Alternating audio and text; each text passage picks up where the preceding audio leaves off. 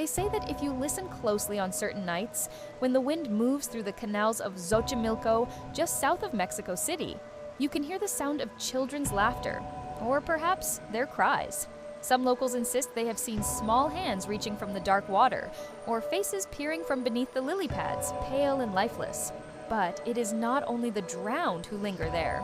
For deep in these canals, on a remote island tangled with vines and rot, thousands of dolls hang from trees, their glass eyes clouded, their faces cracked, their limbs twisted by decades of weather. The dolls sway silently in the breeze, as if watching every visitor who dares to step foot on the island. The man who placed them there, Don Julian Santana, claimed he was appeasing the spirit of a young girl who had drowned in those very waters. He said she whispered to him, demanding companionship. And so, he began to gather dolls from the trash, from markets, from the streets of Mexico City, and hang them in the trees. With each one, the island grew stranger, the atmosphere heavier, the air filled with something no traveler could ignore. But were the dolls truly offering peace to the girl's restless ghost? Or did Don Julian unleash something darker, creating a shrine that captured not only spirits, but human fears themselves? Some who visit swear the dolls blink, whisper, or move when no wind stirs. Others believe the island is cursed, that anyone who mocks the dolls or the drowned child's story invites disaster. The tale is chilling, but the truth is even more unsettling. What really happened to Don Julian? What did he see that compelled him to turn an island into a graveyard of dolls? And why, years later, did his fate mirror the drowned girls in such an eerie way? Before we uncover more, make sure to subscribe to the channel for more chilling horror history for sleep, and let me know in the comments where you are watching from, your country, and the time. It helps us build a global community of listeners who share the same fascination with haunted history. As the dolls creaked in the trees and the legend grew, visitors began to fear the place. But they kept coming, drawn to its cursed energy. The story of the drowned girl and the man who answered her voice is just the beginning. For what happened next only deepened the island's grip on Mexico's folklore, turning it into one of the most haunted sites in the world. But was Don Julian's devotion an act of kindness, or a descent into madness?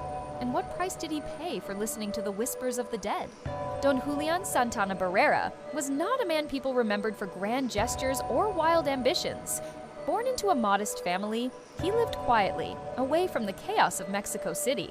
By the mid-20th century, he had chosen a life of solitude on a small chinampa, a man-made island, deep within the canals of Xochimilco. These islands were once the agricultural lifeblood of the Aztecs, a system of fertile plots built on shallow waters, lush and green.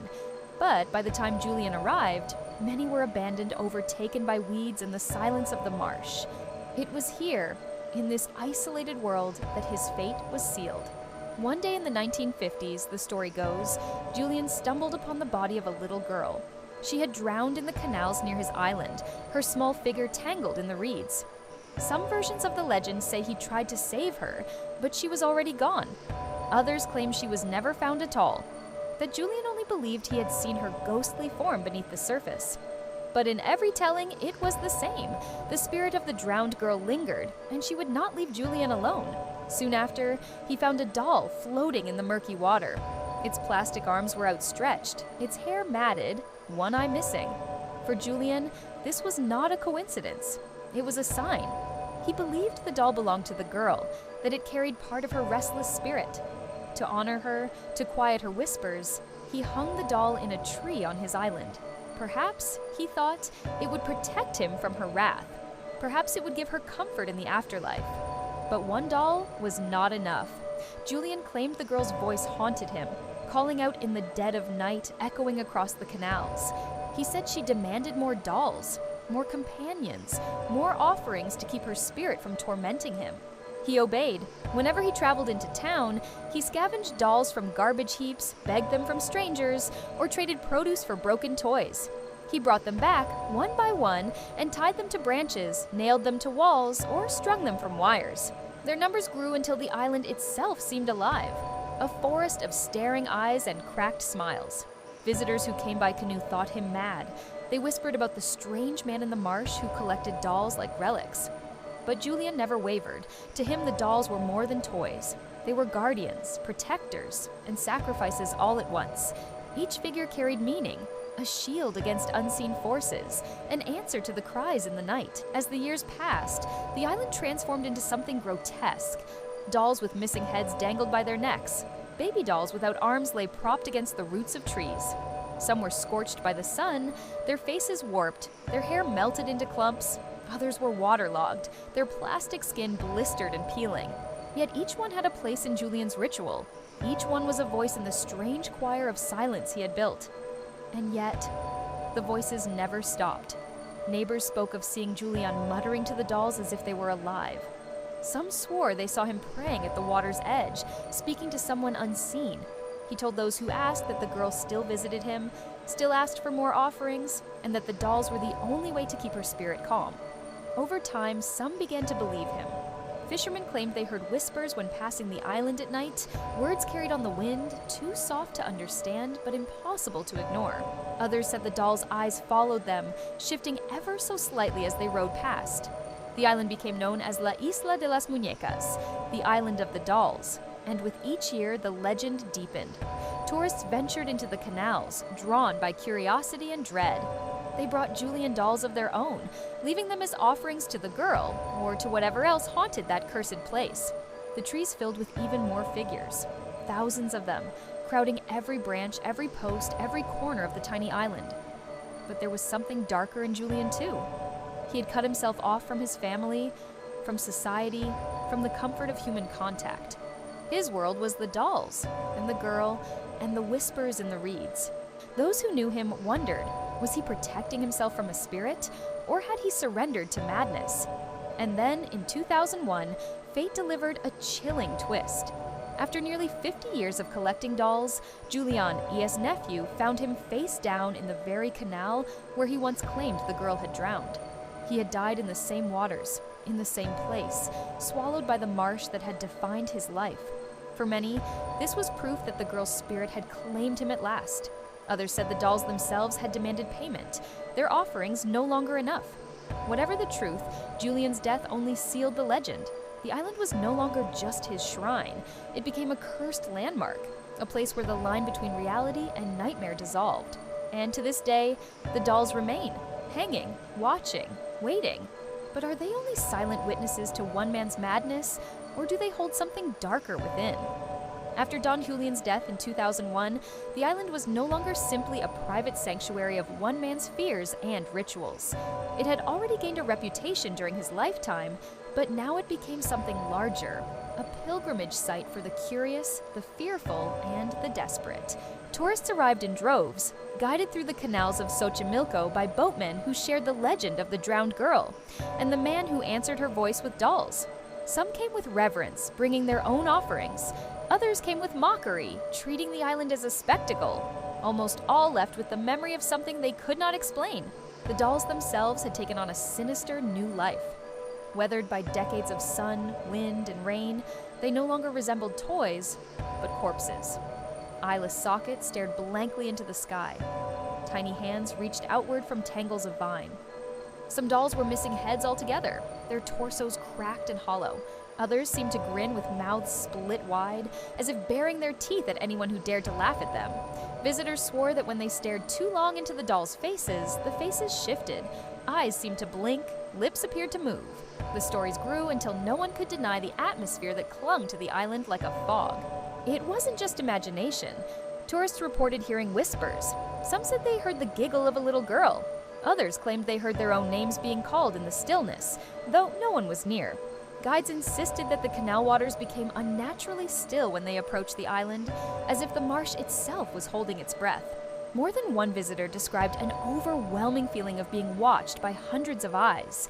Yet the island was small, and the only figures in sight were the dolls themselves.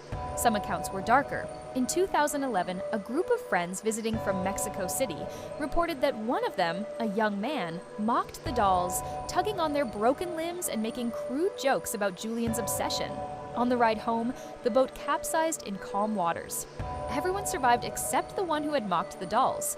His body was found tangled in weeds eerily similar to the story of the drowned girl. Locals whispered that the curse had claimed him, that the dolls demanded respect or retribution. Others told of nightmares that followed them home. Visitors who mocked the island said they dreamed of dolls crawling across their beds at night, their plastic hands gripping tightly, their glass eyes glowing faintly in the dark. Some woke with scratches on their arms, though they had no memory of what caused them. A woman from Spain, after visiting, swore that she heard children laughing in her home every night for a week until she returned to Mexico and made an offering at the island again. Paranormal investigators, of course, were drawn to the place like moths to flame. Several television crews filmed there, their equipment faltering in inexplicable ways. Cameras refused to focus, batteries drained, and audio captured whispers when no one had spoken. One famous investigation team recorded a doll's head turning slightly on its own. Skeptics claimed it was the wind. Believers argued there was no breeze at all. The most disturbing reports came from those who dared to spend the night. Very few could endure it. They described dolls that seemed to shuffle in the darkness, their shadows lengthening unnaturally across the trees. Some claimed to see the figure of a young girl walking along the canal's edge, pale and dripping, before vanishing into the reeds. Others felt tugging at their clothes, as if tiny hands were pulling them backward.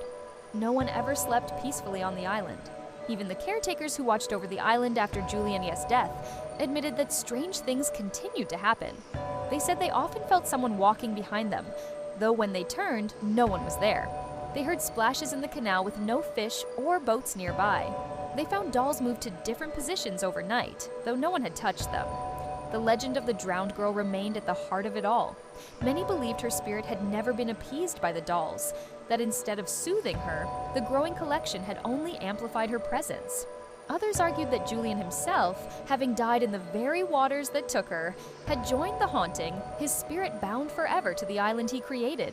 What unsettled most visitors, however, was not the idea of a single ghost, but the sense that the dolls themselves had absorbed something from the decades of offerings, prayers, and fear. Some cultures believe objects can store energy, especially when tied to grief or devotion. If that is true, then thousands of dolls, each one tied to the memory of death, might hold something far more terrifying than one restless child.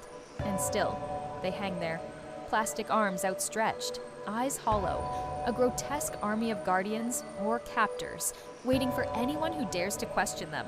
But what happened to those who mocked the dolls is only one part of the legend. There are other stories, darker still, of visitors who claimed they were lured into the waters, as if the girl was reaching for more victims. Was she alone? Or had the island become a home for countless restless spirits, each doll a door for something new to enter? The Island of the Dolls is not just a story about a grieving man and his dolls.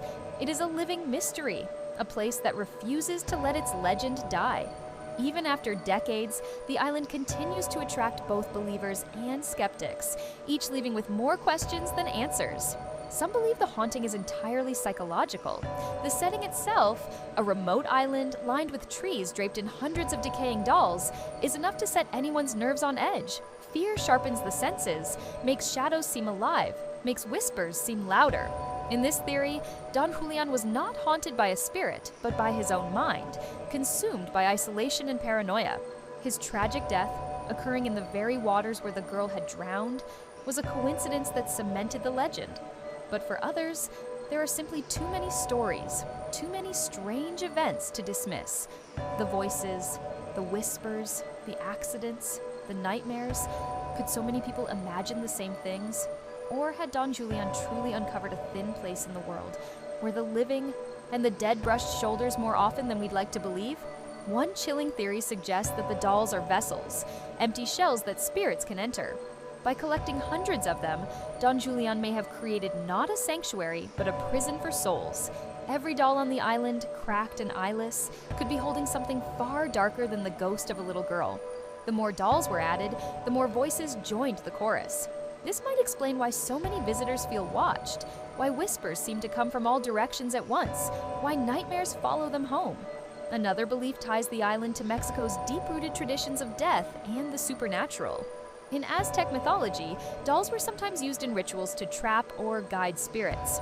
Could Julian have unknowingly revived an ancient practice, one that demanded respect or sacrifice? If so, perhaps the drowned girl was never the island's only inhabitant. Perhaps she was simply the one who opened the door. And then, there is the question of Don Julian himself. Those who knew him swore he was a devout, honest man. He wasn't a fraud or a showman. He lived simply, growing food, trading vegetables, and caring for his dolls. If his mind had invented the haunting, why did others begin experiencing the same things after his death? Why do even skeptics admit to feeling something inexplicable the moment they step onto the island? Some whisper that Julian's soul never left, that he now walks the pathways, his presence inseparable from the dolls he loved and feared. Today, the island stands as both a tourist attraction and a shrine. Visitors bring new dolls, adding them to the trees as offerings. Some come to honor Don Julian, others come out of fear, leaving dolls to protect themselves from whatever lingers there. But every addition makes the place more unsettling, more suffocating. Where there were once hundreds of dolls, there are now thousands. Their broken eyes seem to multiply endlessly, creating a wall of silent witnesses around the island. Paranormal investigators continue to visit, their evidence stacking up. EVPs capturing childlike laughter, cold spots where the air suddenly drops, shadows moving against the laws of light. Skeptics still argue it's hysteria, suggestion, or clever editing. Yet even they often refuse to stay long after dark. It's one thing to debate logic in daylight. It's another to stand in the midnight mist, surrounded by 1,000 broken dolls staring at you.